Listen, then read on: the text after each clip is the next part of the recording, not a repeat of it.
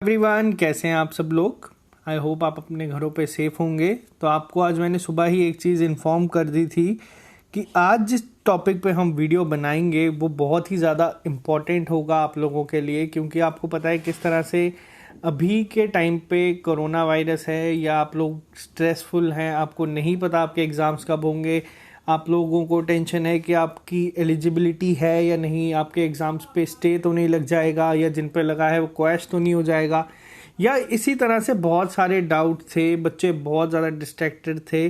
तो आज ये वीडियो मैं आप लोगों के लिए बना रहा हूँ। आज हम इस वीडियो में बात करेंगे नेगेटिव थॉट्स जो लोगों के दिमाग में आ रहे हैं उनके लिए किस तरह से सब थॉट्स को पीछे कर रख के आप अपनी लाइफ में आगे बढ़ सकते हैं, किस तरह से बहुत सारे लोगों की मैं आपको एग्जांपल्स दूंगा जिनकी लाइफ में बहुत ही बड़े फेलियर्स थे या बहुत ही ज़्यादा स्ट्रगल था और उन लोगों ने किस तरह से अपनी लाइफ में आगे बढ़े।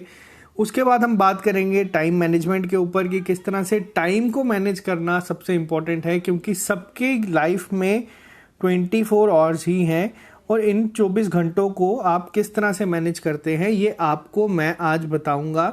और ये मैनेज करना किस तरह से ज़रूरी है ये मैं आपको आज सिखाऊंगा। और किस तरह से मैं टाइम को मैनेज करता था जब मैं तैयारी करता था उस समय, और आज भी किस तरह से मैं अपना टाइम मैनेज करता हूँ, मैं आपको ये सारा बताऊंगा। उसके बाद हम बात करेंगे कि जो हमारा चैनल है SSS, इसके 3 S जो रखे हैं इसका मेन मकसद क्या और इसके नाम का मतलब क्या है। तो मैं आपको बता दूं, S का जो पहला मतलब है वो है स्टडी प्लान, दूसरे का मतलब है स्ट्रेटजी और तीसरे का मतलब है आपका सक्सेस। बहुत सोच के मैंने ये चीज़ रखी है और बहुत ही एक्सपीरियंस के बाद मैंने ये चीज़ रखी है। तो चलिए बात करते हैं आज एक एक टॉपिक पे पूरी डिटेल में, ताकि आपके दिमाग से और आपके दिल से जितनी भी आपके नेगेटिव चीज़ें आ रही हैं वो सब निकल जाए। तो चलिए स्टार्ट करते हैं आज का टॉपिक। तो आपको सबसे पहली चीज़ मैं आप बताऊं, सबसे ज़्यादा इम्पॉर्टेंट अभी यहाँ पे ये है कि नेगेटिव थॉट सबके दिमाग में आ रही हैं। सबसे ज़्यादा जो अभी तक लोगों के दिमाग में चल रही है वो ये है कि आपकी जो रिक्रूटमेंट है पंचायत अकाउंट असिस्टेंट की, क्या उस पर स्टे तो नहीं लग जाएगा। दूसरी आ रही है कि क्या जो आपकी क्लास 4 के रिक्रूटमेंट है उस पर एलिजिबिलिटी क्राइटेरिया क्या है, क्योंकि हम ग्रेजुएट्स हैं, 10th और 12th के बच्चों के लिए कहा गया है कि वो ही सिर्फ एलिजिबल होंगे। तीसरी चीज़ आती है कोविड-19 में आप लोगों को ये है कि एग्ज़ाम्स होंगे भी या नहीं कुछ कंफर्म नहीं है, क्योंकि जो एग्ज़ाम्स थे, मेरा खुद का आरबीआई का एग्ज़ाम था, मार्च में एग्ज़ाम था, पूरी तैयारी थी और बहुत मेहनत की हुई थी, वो एग्ज़ाम पोस्टपोन हो गया, नहीं पता कब होगा। लेकिन मैं आपको ये भी बताऊंगा कि मैं किस तरह से इस चीज़ को हैंडल कर रहा हूँ। जो आपकी रिक्रूटमेंट क्रैश हुई है, बहुत सारे बच्चों को उस समय भी नेगेटिव थॉट्स मिली, कुछ बच्चों ने केस करना सही समझा। तो ये सारी चीज़ें आपके दिमाग में चल रही हैं कि क्या वापस से ऐसा तो नहीं होगा, हम एग्ज़ाम देंगे क्रैश हो जाएगा, या जो पुराना रिजल्ट है वो आउट हो जाएगा। तो ये सारी चीज़ें आपको कहीं ना कहीं डिस्ट्रैक्ट कर रही हैं और बहुत हद तक ये चीज़ें आपको डिस्ट्रैक्ट कर रही है। तो आपको आज मैं ये सारी चीज़ें बताऊंगा थोड़ी सी डिटेल में। सबसे पहली चीज़ मैं आपको बताऊं कि एग्ज़ाम पे स्टे लगना कोई बड़ी बात नहीं है। एग्ज़ाम्स पे स्टे लग जाते हैं फिर वो हट जाते हैं। आपके लिए क्या चीज़ ज़रूरी है वो ये है कि आप किस तरह से प्रिपरेशंस करते हैं। हमने मार्च में अकाउंट असिस्टेंट की तैयारी शुरू की थी और मार्च से लेके अभी तक हम लोग ऑलमोस्ट 80% अपना सिलेबस कवर कर चुके हैं। इसका मतलब ये नहीं है कि जो आपने पढ़ा है वो आपका वेस्ट हो जाएगा। एग्ज़ाम जब मर्जी हो, ये जो पढ़ी हुई चीज़ें हैं ये आपके काम कहीं ना कहीं आएंगी। दूसरी बात, एलिजिबिलिटी क्राइटेरिया की अगर हम करें तो जो क्लास 4th का सिलेबस है, अगर मैं उसकी बात करूं आपसे, तो वो बहुत हद तक मिलता जुलता है आपके SSC CGL के सिलेबस से या SSC CHSL और MTS के सिलेबस से। तो अगर आप लोग चाहते हैं कि आपकी सिलेक्शन हो या आप लोग चाहते हैं आपके पास जॉब हो, तो आपको थोड़ा सा अपना जो सोच का दायरा है उसे बढ़ाना होगा। सोच का दायरा आप किस तरह से बढ़ा सकते हैं, अगर आप बात कर रहे हैं कि क्लास 4 रिक्रूटमेंट, इसकी सैलरी आपकी बहुत कम है और आप लोग तैयार बैठे हैं कि हम मेहनत करके ये एग्ज़ाम क्वालिफाई कर देंगे। वहीं अगर आप इतने तैयार बैठे हैं कि दिमाग आपका इतना सेट है कि आप ये चीज़ कर सकते हैं, तो क्यों ना आप अपना टारगेट भी बड़ा रखें कि आप टारगेट रखें, SSC CGL करें, इनकम टैक्स इंस्पेक्टर बने, एक्साइज इंस्पेक्टर बने, इन सब में जाए, मिनिस्ट्री ऑफ एक्सटर्नल अफेयर्स में जाए। तो इन सब को टारगेट लेके चले ताकि ये एग्ज़ाम आपके लिए मैटर ही ना करे इन फ्यूचर। तैयारी करना कोई बुरी बात नहीं है। तैयारी आप जिस मर्जी एग्ज़ाम की करें, कहीं ना कहीं आपको कभी ना कभी उसका बेनिफिट होता ही होता है। ये चीज़ मैंने सीखी है पिछले 2.5 सालों में। कोविड-19 की अब अगर मैं बात करूं तो बच्चों को डाउट है कि इस वजह से एग्ज़ाम पोस्टपोन हो जाएंगे तो क्या करेंगे। देखो, मेरा खुद का एग्ज़ाम पोस्टपोन हुआ है इस समय। आप लोगों ने भी पहला एग्ज़ाम देना है या कई लोगों ने SBI का दिया है। मैंने प्रीलिम्स क्वालिफाई किया था। प्रीलिम्स के आपने स्कोर कार्ड देखे होंगे, बहुत सारे लोगों ने डाले हुए हैं 94, 94.5, 95 मार्क्स के। आपको मैं एक चीज़ बता दूं, इस एग्ज़ाम का कट ही 95.5 गया था हमारी स्टेट में, और सिर्फ 70 to 80 जनरल कैंडिडेट्स हैं जो क्वालिफाई किए थे। और हम लोग तैयारी कर रहे थे मेंस एग्ज़ाम के लिए, क्योंकि कंपटीशन बहुत ही टफ था। और बीच में सडनली कोरोना वायरस की वजह से लॉकडाउन हुआ और हमारे एग्ज़ाम पोस्टपोन हो गए। अब यहाँ पे चीज़ क्या आती है, यहाँ पे अब मैं अगर बोलूँ कि यार मैंने तैयारी की थी, अब मेरा एग्ज़ाम पता नहीं कब होगा, रहने देते हैं।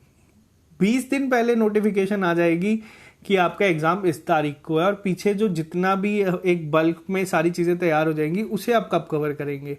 तो मैंने थोड़ी तैयारी अपनी रोज़ कंटिन्यू रखी है अभी भी, कि अगर कल को एग्ज़ाम होता है, अगर मुझे 15 से 20 दिन का टाइम भी मिलता है तो मैं एग्ज़ाम जाके क्वालिफाई करूं। अपनी तैयारी में उस पीक पे रखूं कि कल को जो टफ कंपटीशन आएगा तो उसमें भी मैं सिलेक्शन ले सकूं।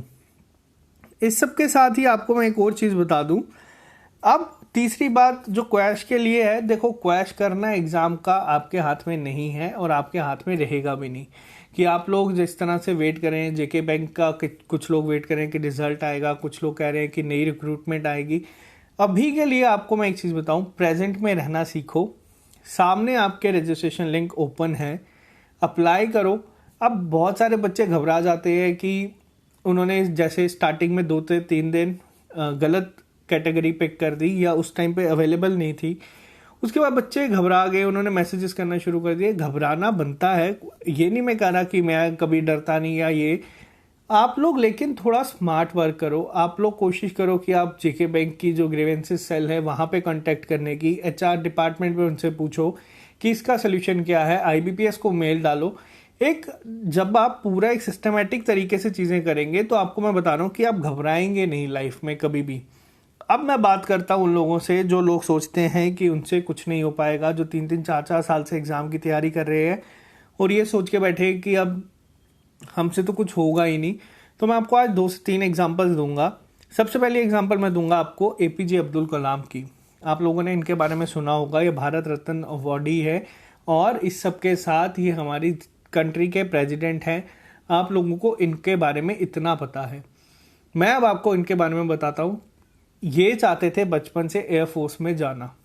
इन्होंने बहुत ही अपने गांव में बहुत तरह की चीज़ें देखी, बहुत मुश्किल से बहुत मेहनत करके सुबह न्यूज़पेपर बेचते थे, दिन में स्कूल जाते थे, शाम को आके फिर काम करते थे, और उसके बाद इतनी मेहनत के बाद ये चाहते थे कि ये एयरफोर्स को ज्वाइन करें। लेकिन चीज़ें क्या हुई, चीज़ें इनके हक में नहीं गई।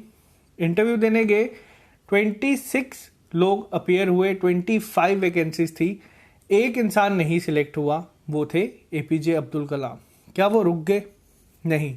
उन्होंने अपनी लाइफ में अपना फोकस और अपना जो भी उनका पूरा ध्यान था उसे खराब नहीं होने दिया। सोचने पे अगर आप आए, यहाँ पे हम कहते हैं हम 1 लाख लोगों ने अपीयर किया है और 1000 वैकेंसीज थी, हम कैसे रह सकते हैं। आप ये देखिए कि 25 वैकेंसीज होते हुए 26 लोगों में से एक इंसान सिलेक्ट नहीं हुआ। उसके ऊपर क्या क्या गुजरी होगी, और वो चीज़ जो वो बचपन से करना चाहता है और इतना स्ट्रगल देखने के बाद यहाँ तक पहुँचा है। और उस सब के बाद ही एक और चीज़ मैं आपको बताऊं, इन्होंने मेहनत की, आपके सामने सारी चीज़ें हैं, मुझे बताने की ज़रूरत भी नहीं है इनके बारे में कोई भी चीज़। दूसरी चीज़ मैं आपको बताऊं, महेंद्र सिंह धोनी। पर्सनली मैं APJ अब्दुल कलाम, महेंद्र सिंह धोनी को इतना फॉलो करता हूँ। क्यों करता हूँ, रीज़न आपको बताता हूँ। अब कई लोग कहते हैं कि हम लोग तैयारी कर रहे थे, हमारे फ्रेंड्स की सिलेक्शंस हो गई हैं, हमारी सिलेक्शन नहीं हो पा रही, हम क्या करेंगे लाइफ में, ये लोग हमसे आगे चले गए हैं, ये हमारे सीनियर्स बन चुके हैं। तो मैं आपको बताऊं, जब महेंद्र सिंह धोनी के साथ के लोग वर्ल्ड कप खेल रहे थे तब ये एक स्टेशन में TT का काम कर रहे थे। और TT का काम करना ये नहीं था कि इनकी मजबूरी थी, घर के हालात कुछ होते हैं और कुछ होती है आपकी डेस्टिनी। जो लोग उस समय वर्ल्ड कप खेल रहे थे आज वो सब रिटायर हो चुके हैं। और अगर हम बात करें महेंद्र सिंह धोनी की, तो आईसीसी वर्ल्ड कप जितने भी हैं, आईसीसी की बड़ी ट्रॉफीज सारी इन्होंने जीती है। आईपीएल को जीता है बहुत बार, और इस समय भी इंडिया के बेस्ट कैप्टन कंसीडर किए जाते हैं। तो आपको ये चीज़ें सीखनी है कि पहले सिलेक्शन होना कभी मैटर नहीं करेगा आपकी लाइफ में। बहुत सारे टाइम ऐसी चीज़ें आती हैं सामने कि आप सोचते हैं कि इन लोगों ने हमसे पहले चीज़ें अचीव कर दी, हम कर ही नहीं सकेंगे। अगर ऐसी चीज़ ये सोच के बैठ जाते हैं तो क्या अपनी लाइफ में आगे बढ़ सकते थे? नहीं। तीसरा नाम मैं आपको बताऊंगा, इनके बारे में भी आप लोगों ने बहुत सुना होगा, इनके भी आपने हर न्यूज़ में सुना होगा, और ये पहले बिलियनियर स्पोर्ट्स पर्सन बने हैं, रोनाल्डो। रोनाल्डो के बारे में मैं आपको बता दूं, रोनाल्डो बचपन में बहुत ही ज़्यादा गरीब थे। अपने पिता को ये कहते थे कि हम आगे चल के अमीर बनेंगे, तो इनके पिता ने इनको ये कहते थे कि सपने देखना सही है लेकिन अपनी हद तक। अब ये हद क्या है मेरे को पहले बताओ, ये डिसाइड कौन करता है? ये डिसाइड करेगा कौन? ये डिसाइड करेंगे आप लोग कि आपकी हद क्या है और आप कहाँ तक इस चीज़ को लेके जाना चाहेंगे अपनी लाइफ में, और कितना आप इस चीज़ों को आगे कंटिन्यू करेंगे। ये तीन आपको मैंने बड़े बड़े लोगों के एग्जाम्पल दिए हैं। लोग कहेंगे कि एक्सेप्शंस हमेशा होती हैं, हमेशा बहुत सारे लोग होते हैं जो आते हैं कहते हैं कि हाँ यार उनको देखो, उनसे सीखो। लेकिन आज मैं आपको एक और एग्जाम्पल दूंगा, वो होगी मेरी अपनी। मैं आपको बता दूं, मैंने एग्ज़ाम दिए, बहुत दिए। एग्ज़ाम से पहले का आपको मैं थोड़ा सा आज बताऊंगा। आमतौर पर इतना मैं शेयर करता नहीं हूँ, लेकिन आज मुझे ज़रूरी लग रहा है तो मैं आपके साथ बात कर रहा हूँ। 10th तक मैं बहुत ही अच्छा स्टूडेंट था। 11th-12th में मेरी थोड़ी सी मेडिकल इश्यूज़ के कारण इतनी तैयारी नहीं हो पाई थी कि मैं किसी कॉलेज में एडमिशन ले सकूं, और ना ही मेरे इतने अच्छे मार्क्स थे कि मैं कंटिन्यू कर सकूं किसी एक बड़े से कॉलेज में जाके, और ना ही उतने फाइनेंशियल रिसोर्सेज थे। तो मैंने उस समय एक चीज़ देखी कि मुझे मेरे भाई ने सजेस्ट किया कि एक ट्राई और दे के हम वापस से 12th के बाद चीज़ों को कंटिन्यू करेंगे ताकि अच्छे मार्क्स से हम कोई एक अच्छे कॉलेज में जा सकें। मैंने 12th के बाद एग्ज़ाम दिए, एंट्रेंस टेस्ट दिए और मैंने पढ़ाई की, लेकिन किसी रीज़न की वजह से वो भी अच्छी तरीके से क्वालिफाई नहीं हो पाए। अब यहाँ पे क्या था, जो 1 साल का टाइम था बीच में, उसमें मैंने चीज़ें बहुत सारी चीज़ें सीखी। पहली चीज़, जितने भी आपके दोस्त हैं वो आपके साथ तब तक हैं जब तक आप अपनी लाइफ में ग्रो कर रहे हैं। अगर आप ग्रो करना बंद कर देंगे तो आपके जो फ्रेंड्स हैं, जो अभी आपको लगता होगा कि आपका 30, 40, 50 लोग आपके आगे पीछे घूम रहे हैं, आप लोग बहुत बड़े स्टार हैं या बहुत ही अच्छा आप लोग कर रहे हैं, तो ये आपको बता दूं ये सब चीज़ें टेम्पररी है। आपके लिए सबसे इम्पोर्टेंट होनी चाहिए आपकी फैमिली और आप खुद, और एक से ज़्यादा दो, मैक्सिमम 2 दोस्त से ज़्यादा दोस्त आपके कभी ऐसे हो ही नहीं सकते जो आपकी तरक्की को देख के आपसे खुश होंगे।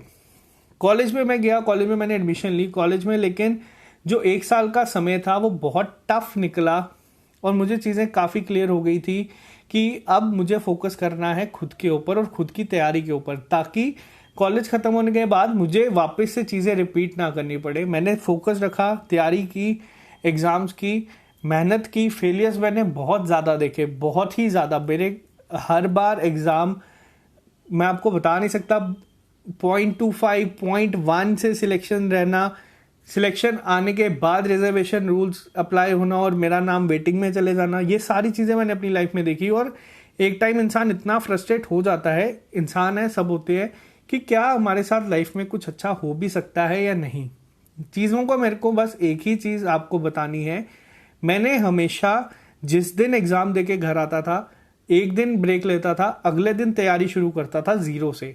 और वो तैयारी ज़ीरो से शुरू करने का मकसद यही था कि मुझे और चीज़ें सीखनी है अपनी लाइफ में, ताकि मैं अपनी लाइफ में आगे बढ़ सकूं और जो चीज़ें मेरे साथ पहले हुई हैं मैं उसे थोड़ा सा कम कर सकूं अपनी लाइफ में। अब आपसे बात करता हूं मैं यहाँ पे, आज की डेट में अगर मैं आपको बताऊं, मैं अपना टाइम मैनेजमेंट के ऊपर आपको इतना स्ट्रेस क्यों दे रहा हूँ, क्योंकि देखो सबके पास 24 घंटे हैं, मेरे पास 24 घंटे हैं, आपके पास 24 घंटे हैं, लेकिन ये 24 घंटे हम किस तरह से यूटिलाइज करते हैं ये मैटर करता है।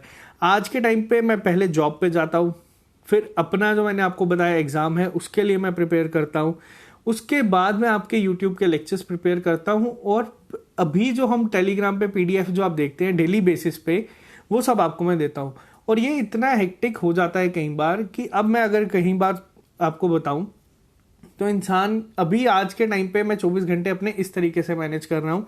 करने को मैं अपने तरीके इस तरीके से भी कर सकता हूँ कि जॉब के बाद सैलरी आ रही है, फिक्स्ड इनकम है, थोड़ा सा अपना पढूं और शाम को आराम से पबजी खेलूं या गेम खेलूं या कुछ भी करूं और अपनी लाइफ आराम से निकाल दूं। लेकिन मैंने दूसरी चीज़ प्रेफर की है। अब आपको बता रहा हूँ, आप लोगों का मेन डाउट क्या आ रहा है। अब आप लोगों का डाउट ये आ रहा है कि टाइम टेबल किस तरह से बनाए, क्योंकि सेक्शन जेके एसएसबी की अगर मैं बात करूं, कंप्यूटर है, जीके है, अकाउंटेंसी है, इकोनॉमिक्स है, स्टैटिस्टिक्स है और साइंस है। 6 कंपोनेंट्स हैं कंप्लीटली डिफरेंट। और अगर मैं बात करूं आपसे जेके बैंक की, तो उसमें आपका आ जाता है रीजनिंग, क्वांट, इंग्लिश और करंट अफेयर जो हम कर रहे हैं अभी फिलहाल के लिए वो।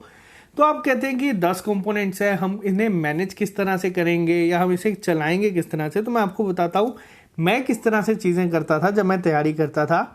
मैंने अपनी चीज़ों को ब्रेक किया था हमेशा शिफ्ट्स में। मैं जब तैयारी करता था, मैं आपको बता दूं, मैंने तैयारी की है बैंक के एग्जाम्स की और एसएससी की एक साथ। बैंक के एग्जाम में आपको मैंने बताया reasoning, quant, English, general awareness, computer. और अगर मैं बात करूं एसएससी की, तो एसएससी में जो क्वांट है वो एडवांस वाला आता है, जिसमें आपका अलजेब्रा, ट्रिगोनोमेट्री, ये सब चीज़ें आपकी आती हैं। तो वो सब किस तरह से मैनेज करूं, क्योंकि जो ये तैयारी थी वो कम्प्लीटली डिफरेंट थी और जो वो तैयारी थी वो कम्प्लीटली डिफरेंट थी। तो मैंने अपना टाइम टेबल ब्रेक किया था 4 शिफ्ट में। आप आज घर पे हैं, मैं कल घर पे था। तो ये सारी चीज़ें आपको मैं बता दूं, आपके पास पूरा टाइम है। आप लोग नेगेटिव थॉट्स पे इतना टाइम वेस्ट कर देते हैं कि आपको समझ ही नहीं आता कि चीज़ें को कंटिन्यू किस तरह से करें। अपना टाइम टेबल आप रोज़ बनाएं सोने से पहले एक दिन। आज भी जब आप सोएंगे, आज अभी से लेकर शाम तक आप सबको छुट्टी है, कुछ नहीं पढ़ना। शाम को जब सोने लगोगे आपको 4 शिफ्ट में अपना टाइम टेबल ब्रेक करना है अपने अकॉर्डिंग। एक शिफ्ट होगी आपकी मॉर्निंग, एक होगी आपकी दिन की आफ्टरनून, एक होगी इवनिंग और एक होगी आपकी नाइट। 4 शिफ्ट में आपको करना है और हर शिफ्ट में आपको सिर्फ 1 घंटा पढ़ना है। 24 में से सिर्फ आपको 4 घंटे देने हैं। और अगर आप 4 घंटे सही तैयारी को दे रहे हैं तो आपका टाइम पूरा यूटिलाइज होगा। और 20 घंटे जो आपके बचेंगे उसमें आप पूरे रिलैक्स रहेंगे। आपके दिमाग में ये चीज़ें नहीं चलेंगी कि ये कैसे पढूं, ये कैसे पढूं। आप रोज सोने से पहले चीज़ें फिक्स कर लो कि आज रात को मैं इतनी चीज़ पढ़ के ही कल सोऊंगा। और आपको उस दिन रात को नींद नहीं आनी चाहिए जब तक आपका कोई भी काम पेंडिंग हो। दूसरी चीज़ अब मैं आपको ये बताऊं, ये तो बात कर रही हमने अभी तक अपने पहले एस की, यानी कि स्टडी प्लान टाइम टेबल किस तरह से बनेगा। अपने दिन को 4 शिफ्टों में बांट लो, चीज़ें समझो, चीज़ें सीखो। दूसरा जो एस है हमारा वो है आपका स्ट्रेटेजी। स्ट्रेटेजी के ऊपर अगर मैं आपसे बात करूं तो स्ट्रेटेजी में क्या हम सीखते हैं, पहले में हम सीखते हैं कि चीज़ें हैं क्या, चीज़ों को पढ़ना किस तरह से। दूसरे में हम सीखते हैं हाउ टू इम्प्लीमेंट, कि हम इम्प्लीमेंट किस तरह से करें उन चीज़ों को जो हम लोगों ने चीज़ें सीखी हैं अपनी लाइफ में। अब मैं आपको बता दूं, किसी भी चीज़ के लिए सबसे इंपॉर्टेंट होती है चीज़ टेस्ट, कि आप खुद का टेस्ट दें। आप लोग जैसे अगर आप तैयारी कर रहे हैं, मैं नहीं कहता कि आप लोग सारे आके देखें कि आप पूरी JNK में कहाँ स्टैंड कर रहे हो। आपके साथ 3 से 4 दोस्त, जो मैंने आपको स्टार्टिंग में कहा, वो होंगे जो तैयारी कर रहे हैं। सबके साथ ऐसे दोस्त होते हैं। तो आप उन 3 से 4 दोस्तों के साथ मिलके अपने आप को टेस्ट करो हर एक जगह कि कहाँ पे हम पीछे रहने। और वो दोस्त ऐसे ना हो कि जो आपको बार बार डिमोटिवेट करें, वो ऐसे होने चाहिए जो आपकी हेल्प करें, आपको चीज़ें बताएं कि हम कैसे कर रहे हैं, या जो आपकी हेल्प करे। तो आप भी अपनी तरफ से ऐसा रखें कि आप भी कल को अगर किसी को कोई चीज़ नहीं आ रही है तो उसको सिखाएं। मैं आप लोगों को सिखा रहा हूँ चीज़ें, तो आप मानेंगे नहीं, मेरे को खुद को इसमें बहुत कुछ सीखने को ऐसा मिलता है जो मैंने पहले शायद नहीं पढ़ा था अपनी प्रिपरेशंस के टाइम। तो ये आप जब चीज़ें बांटोगे तो आप चीज़ें सीखोगे। दूसरी चीज़ अब यहाँ पे आती है कि टेस्ट करेंगे कैसे।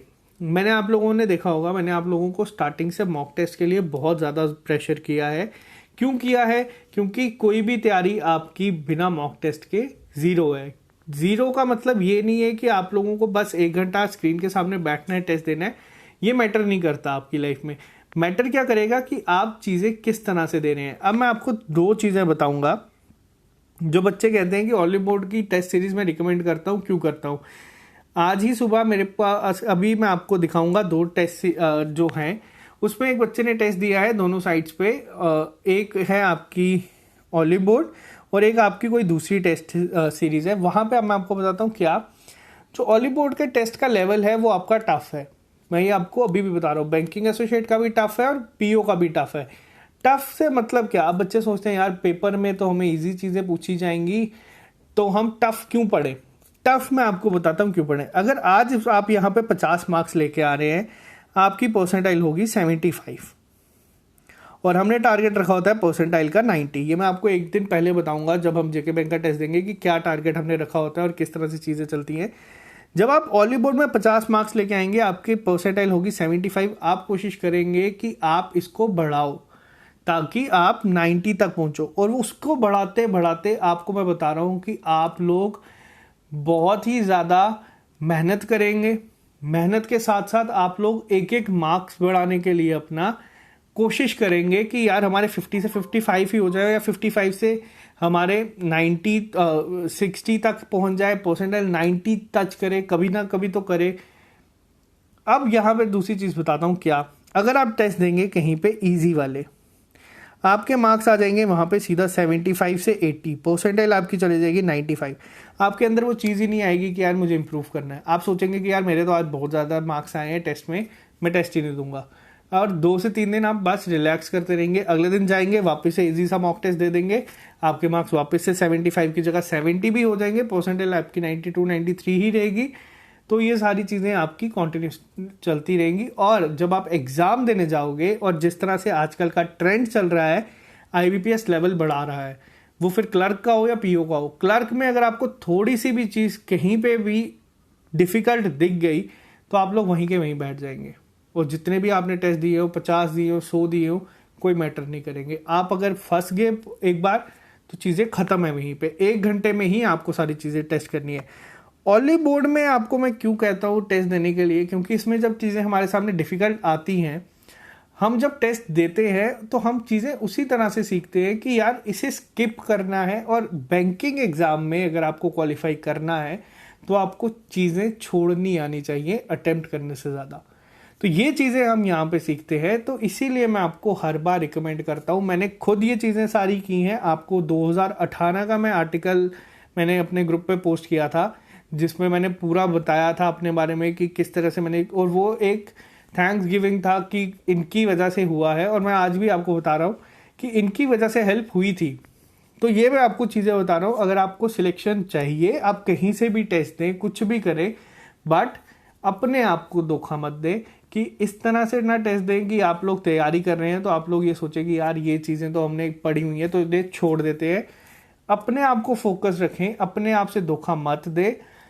तीसरी चीज़ जो हमारे तीसरे एस का मतलब है वो है सक्सेस, जो मैं चाहता हूँ कि आप लोगों को मिले अपनी लाइफ में जल्दी, और आप लोग सिलेक्शन लें और अपनी लाइफ में आगे बढ़ जाए, ताकि आप लोग अपने आप को एक अच्छी पोजीशन पे देखें। और जो चीज़ मैंने स्टार्टिंग में कहा कि फिक्स्ड एक इनकम होगी, सैलरी हर महीने आएगी, फिर उसके बाद पिकनिक पे जाओ, गेम खेलो और शाम को आराम से सो जाओ, तो वो सारी चीज़ें आप लोग कर सकते हैं। लेकिन अब मैं आपको यहाँ पे यही चीज़ समझाने की कोशिश की है कि जो आपके दिमाग में नेगेटिव थॉट्स आती हैं वो सबके दिमाग में आती हैं।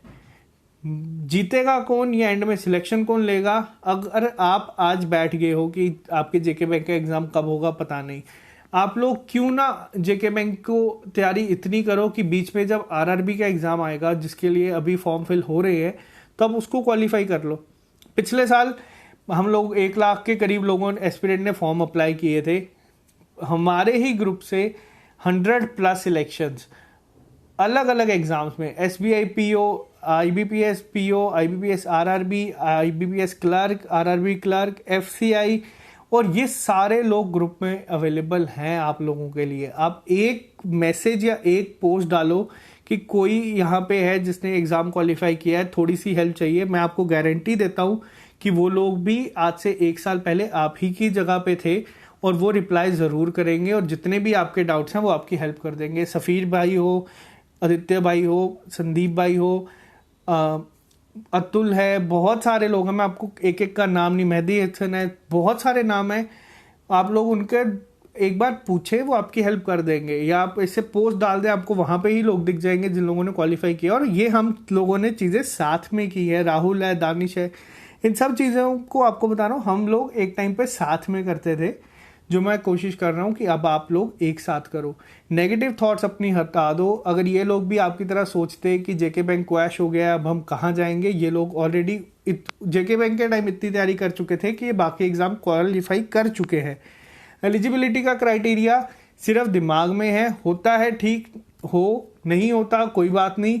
अपनी तैयारी आप इस तरह से करो कि आप बड़े एग्जाम्स को टारगेट करना शुरू करो, क्योंकि आप क्लास 4 के लिए अगर इतनी मेहनत करने के लिए तैयार बैठे हैं तो मैं वही सोचता हूँ और वही मैं बात अपने भाई से भी डिस्कस करता हूँ कि ये लोग अगर एसएससी के एग्जाम्स की तैयारी करेंगे तो कितनी दूर तक जाएंगे। तो बस यही चीज़ मैं आपको समझाने की कोशिश कर रहा हूँ कि अपने एंड से तैयारी को खींचे, जितना हो सकता है। आज के लिए ब्रेक ले, थोड़ा रिलैक्स हो जाए। नेगेटिव थॉट्स बहुत आ रही हैं, बच्चों को समझ ही नहीं आ रहा कि हो क्या रहा है। तो ये सबके साथ हो रहा है, आप अकेले नहीं हैं। सभी लोग वेट कर रहे हैं इन चीज़ों को सॉर्ट आउट होने का, और आई होप ये जल्दी हो जाए और आप लोग अपनी लाइफ में आगे बढ़े। आई विश आप लोगों को थोड़ा सा इसमें चीज़ें समझ आई होंगी। इंपॉर्टेंट पॉइंट्स मैं आपको वापस बता देता हूँ। नेगेटिव थॉट्स अगर आ रही हैं तो सबके सामने आती थी, आप लोग कुछ स्पेशल नहीं है। Welcome to life. स्ट्रगल आपके लिए शुरू हो चुका है। टाइम मैनेजमेंट का इशू था तो मैंने आपको बता दिया। शिफ्ट्स में ब्रेक करें चीज़ों को, किस तरह से चीज़ों को आप शिफ्ट में ब्रेक करेंगे तो आपके लिए आसानी हो जाएगी। दिन आपका और लंबा हो जाएगा और बड़ा हो जाएगा, ताकि आप लोग चीज़ें और कर सकेंगे। ट्रिपल एस के लिए जो चीज़ें थी, किस तरह से मैं सिस्टमेटिक वे में चीज़ें करता था और किस तरह से चीज़ें अभी हो रही हैं, वही मैं आपको सजेस्ट कर रहा हूँ। तो आई होप आप लोगों को थोड़ा फ़ायदा हुआ होगा इस लेक्चर के बाद। अब हम मिलते हैं शाम को नए लेक्चर के साथ। Okay guys.